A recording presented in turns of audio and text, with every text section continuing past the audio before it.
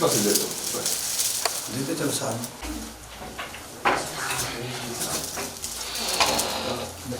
मुबारक सही तो बहुत बहुत बहुत मुबारक मुबारक मुबारक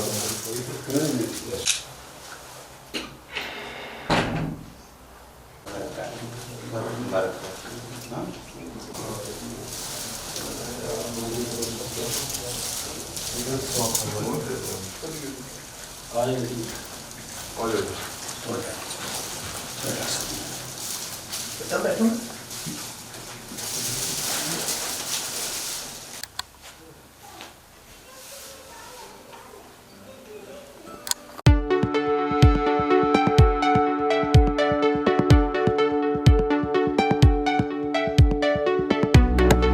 नमस्कार, आप सभी का स्वागत है एक्सेलशियन न्यूज़ में। जम्मू कश्मीर की बात करें तो जम्मू कश्मीर में टैलेंट की बिल्कुल कमी नहीं है और यहाँ की बेटियाँ जो हैं वो भी लोहा मनवा रही हैं। जिस तरह से आज मैं आपकी प्राउडली मुलाकात करवाने जा रहा हूँ नाजिया बीबी से, जो एक छोटे से गांव काला कोपड़ की रहने वाली हैं, जिन्होंने सबको प्राउड महसूस करवाया और एक हिस्ट्री जो है वो क्रिएट की है खो खो में। जिस तरह से खो खो की बात करें, वर्ल्ड चैंपियनशिप जो है दिल्ली में जो हमें देखने को मिली है, उसमें आपने लोहा मनवाया और आपकी सिलेक्शन हुई। कहीं ना कहीं जो है जम्मू कश्मीर वासियों के लिए जो है काफ़ी प्राउड की बात है। आइए जानकारी हासिल करते हैं। सबसे पहले नाजिया जी, बहुत बहुत स्वागत है आपका और ढेर सारी शुभकामनाएं। Thank you sir. तो कैसा लगा आपको जब आपने सुना कि आपकी सिलेक्शन जो है वर्ल्ड टीम में हो गई है?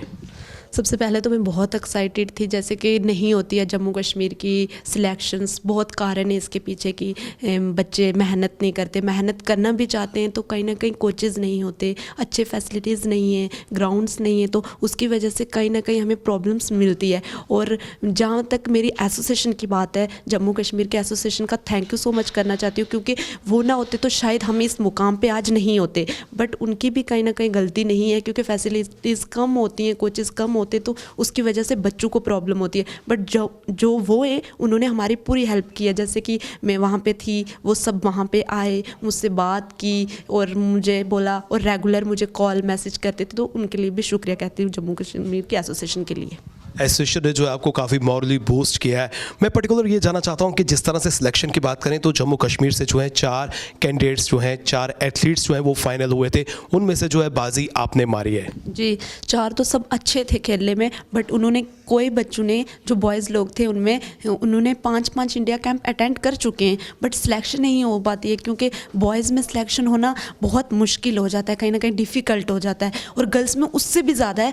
पर जम्मू कश्मीर का एक बच्चा लेना, तो उनमें से मुझे लगता है कि मैं उस काबिल थी कि उन्होंने सिर्फ मुझे ही चुना, और वो मुझे खुशी आप देख ही सकते हो कितनी है मेरी फैमिली को, क्योंकि मेरे घर पे बहुत गेस्ट आ रहे हैं, मैं उसकी वजह से कितनी बिजी शेड्यूल हो रहा है, और इतनी छोटी एज में बिजी शेड्यूल, ये थोड़ा मेरे लिए बहुत प्रॉब्लम क्रिएट कर रहा है। नाजिया जी, जिस तरह से खो खो की बात करें, पर्टिकुलर आपने यही खेल क्यों चुना जिसमें काफ़ी डिफ़िकल्टीज़ भी हमें फेस करनी पड़ती हैं और संभवतः जो है सिलेक्शन बहुत कम जो है हमें देखने को मिलती हैं?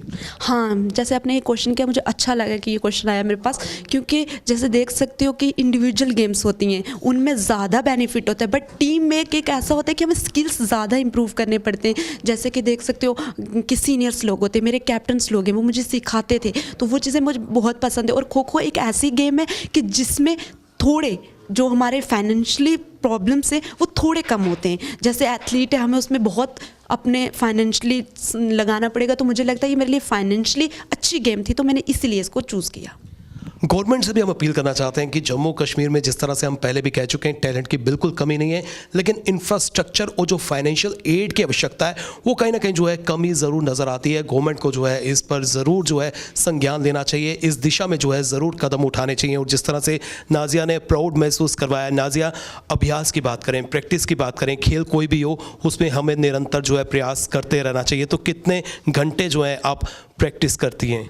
मैं सबसे पहले तो ये बोलूँगी कि प्रैक्टिस की तो कहीं भी जाओगे प्रैक्टिस करनी है, पढ़ना है, उसमें प्रैक्टिस करनी है। कोई भी गेम होगी उसके लिए प्रैक्टिस हमें करनी है। तो मैं कहूँगी कि प्रैक्टिस तो अगर रेगुलर की बात करूँ तो 3 घंटे रेगुलर प्रैक्टिस करती हूँ मैं। बट अगर कैंप की बात की जाए, वहाँ से 7 से 8 घंटे हमें प्रैक्टिस देते हैं। जैसे सुबह 6 बजे उठाते या 4 बजे उठाते, रनिंग होती है, फिर उसके बाद exercise, cool down, yoga classes, सब कुछ अटेंड करके फिर ब्रेकफास्ट, फिर पूरे दिन क्लासेस होती थी हमारी, और पूरे दिन 6 अंधेरे पड़ने से पहले हमें फुल प्रैक्टिस दी जाती थी। अनुशासन जो है कैंप में हमें देखने को मिलता है। और क्या क्या सीखा आपने कैंप से? कैंप से सबसे पहले तो मैंने ये सीखा कि यहाँ पे जम्मू कश्मीर में ऐसा है कि वो चीज़ें नहीं मिलती हमें सीखने को, क्योंकि यहाँ पे वही बच्चे होते हैं जो रेगुलर थोड़ा बहुत खेल सकते हैं। हम जैसे कि बहुत उतनी टक्कर की हमें स्टूडेंट्स नहीं मिलते, बाहर हमें कंपटीशंस मिलते हैं। जैसे जम्मू कश्मीर की मैं टॉप प्लेयर हूँ, तो मेरे को वहाँ यहाँ कंपटीशन नहीं मिलता था, और कहीं ना कहीं मेरी गेम वीक होती जा रही थी। बहुत जगह मैंने देखा मैं खेल नहीं पा रही थी। जैसे नेशनल टाइम आया, मैं बिल्कुल नहीं खेल पा रही हूँ। पहले स्कूल टाइम मुझे टक्कर मिलती थी, क्योंकि एक स्कूल होता था, वो स्कूल नेशनल्स खेलता था, तो वो टक्कर देता था। बट इसमें कहीं ना कहीं मेरा वो था, जैसे इंटर यूनिवर्सिटीज़ खेली, इंटर कॉलेज खेल ले मैं गांधीनगर कॉलेज से, मेरा 3 साल से जब से मैं हूँ तो मेरा कॉलेज जीतता आ रहा है। तो फिर इंटर यूनिवर्सिटी पे हमारी टीम सेलेक्ट होती थी, वहाँ पे हमें टक्कर मिलती थी, तो मज़ा आता था देखने में कि हमें भी ऐसा कंपटीशन मिलना चाहिए कहीं। वर्ल्ड कप में तो आपने जीत हासिल कर ली है, गोल्ड मेडल जो है हासिल कर लिया आपकी टीम ने। तो इन फ्यूचर क्या प्लानिंग है?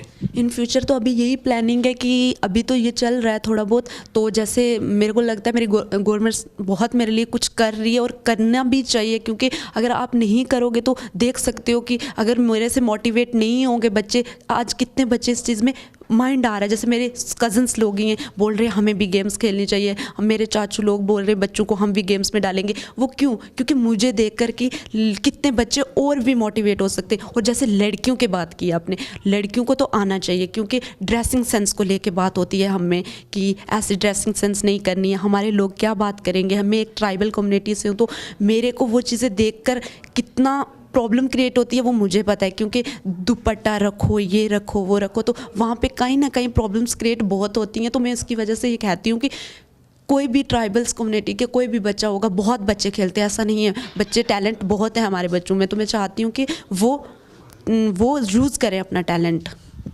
पेरेंट्स का अहम रोल रहता है बच्चों को प्रमोट करने में, बच्चों को एनकरेज करने में। तो किस तरह से जो है आपको आपके पेरेंट्स का सहयोग मिला? हाँ, मैं जब स्टार्टिंग में स्कूल्स में खेलती थी तो मेरे पेरेंट्स को अच्छा लगता था कि हाँ ये खेल रही है तो ठीक है।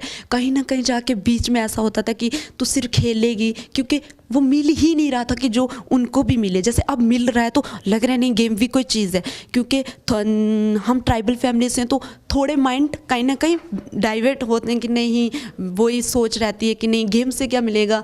वो एक डायलॉग होता था, नाचोगे खेलोगे हो जाओगे खराब, पढ़ोगे लिखोगे हो जाओगे नवाब। वो चीज़ मतलब कहीं ना कहीं माइंड सेट होता है उनका। तो मुझे लगता है अब माइंड सेट कहीं ना कहीं मेरी फैमिली का चेंज हो रहा है। बट ये नहीं कहूँगी कि मेरी फैमिली का सपोर्ट नहीं रहा है, लड़कर अपनी एक जगह बनानी पड़ती है। तो मुझे लगता है मैंने लड़के अपनी जगह बनाई है, तो आज मैं इस मुकाम पे हूँ, और इंटरनेशनल प्लेयर भी और साथ में गोल्ड मेडलिस्ट भी हूँ।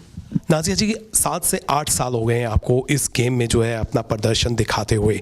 तो कितनी कितनी डिफ़िकल्टीज़ जो हैं वो तो आपने बताया कि आपने फेस की है। तो जब आप शुरुआत में थी, शुरुआती दिनों में थी, तो क्या आपने सोचा था कि आप इस लेवल तक पहुँचेंगी? नहीं, एक प्लेयर होता है उसका एक वो तो रहता है कि मुझे वहाँ पहुँचना है, बट कहीं ना कहीं बहुत प्रॉब्लम हो जाती है, गेम्स छोड़नी पड़ती है। जैसे स्टडी को लेकर 3 घंटे प्रैक्टिस करेंगे तो पढ़ेंगे कैसे, या दिन में इतना एग्जॉस्ट हो जाता है बच्चा कि नहीं कर पाता है, तो उसकी वजह से प्रॉब्लम फेस करनी पड़ी। बट कहीं ना कहीं मुझे था कि मेरे को वहाँ पे इंटरनेशनल खेलना है, तो वो खेला मैंने।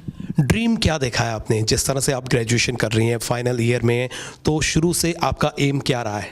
मेरा शुरू से कहीं ना कहीं गेम से हट गया था। मेरे साथ थोड़ा हुआ था कुछ ऐसा कि गेम से मेरा इंटरेस्ट हट चुका था, तो मैंने सोचा था कि मेरा CGL का था, CGL। तो चलिए अब हम ये जानना चाहते हैं कि जिस तरह से अब आगे ओलंपिक्स हैं, बाकी जो हमें टूर्नामेंट्स देखने को मिलेंगी, उसके लिए कितनी तैयारियों की आवश्यकता है और अपने आप को आप कहाँ देखती हैं? जैसे कि ओलंपिक्स के अलावा, ओलंपिक्स तो अभी बहुत दूर है, तब तक पता नहीं क्या हो जाएगा, पर उसके अलावा जैसे हेल्थ गेम आ रही हैं या लीग्स वगैरह आ रही हैं, तो मैं ज़रूर जाऊंगी, क्योंकि मैं एक इंटरनेशनल प्लेयर हूं, तो मैं ज़रूर जाऊंगी। अब एक संदेश युवतियों के लिए, हमारे जम्मू कश्मीर के लिए?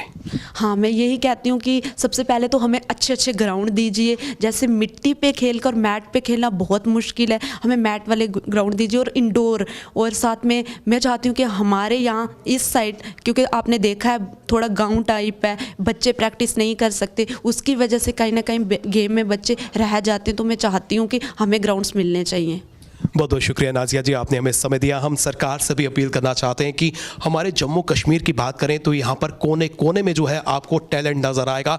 इस टैलेंट को पहचानने की आवश्यकता है, इस टैलेंट को दिशा देने की आवश्यकता है। और इंफ्रास्ट्रक्चर की बात करें तो इंफ्रास्ट्रक्चर जो है सरकार का दायित्व बनता है, सरकार को डेवलप करना चाहिए और ऐसे प्लेयर्स को जो है मौका मिलना चाहिए। पेरेंट्स से भी हम अपील करना चाहते हैं कि अपने बच्चों का टैलेंट को पहचानिए और उन्हें जो है मौका दीजिए, उन्हें प्रोत्साहित कीजिए, उन्हें एनकरेज कीजिए ताकि वो भी स्पोर्ट्स में आगे बढ़ सकें। और विशेष प्रकार से महिलाओं की तरफ जो है हर किसी को जो है कदम आगे बढ़ाने चाहिए ताकि महिलाएं जो हैं वो अपना दमखम जो है स्पोर्ट्स में भी दिखा सकें, अदर एक्टिविटीज़ में भी दिखा सकें। फिलहाल नितिन कनोत्रा और मुझे यानी कि रितेश गुप्ता को दीजिए इजाज़त और आप देखते रहें एक्सेल्शियर न्यूज़।